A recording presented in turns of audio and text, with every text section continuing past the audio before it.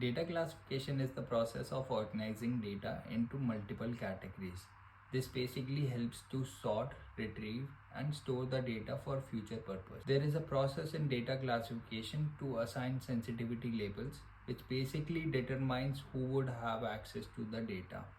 Now, there are three main types of data classification: content based, context based, and user based.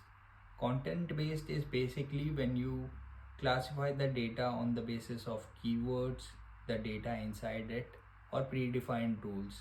You can take an example, have a document where you have a keyword confidential defined in it. The data labeling tools would automatically detect this keyword and label this file as confidential. Second type is context based. Context based is basically on the basis of the location or creator or the application used to create that data. So for example, in a graphic design company, if there is a data which was created with Procreate app, that would be marked as confidential automatically by the data labeling tools. This is just an example, but there could be any other case like that.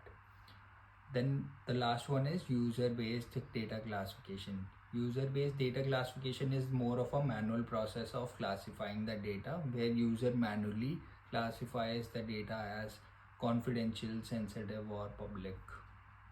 Now, what are the levels of data classification?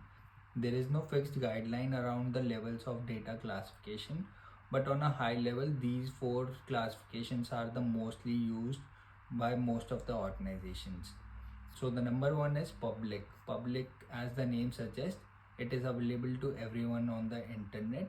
To take an example, you can think of a press release or company brochure, which would be public to everyone on the internet. Then the next type is private. Private data is only accessible to certain individuals in the organization. You can think of this data as PII or PHI or social security numbers.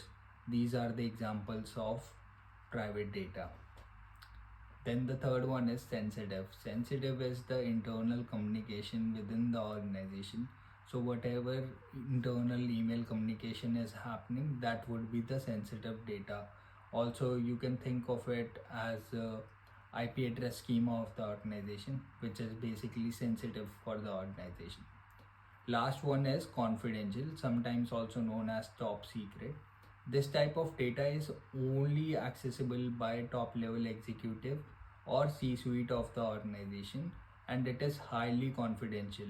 Breach of this kind of data can lead to reputational damage as well. If you like this video, subscribe for more shorts like this.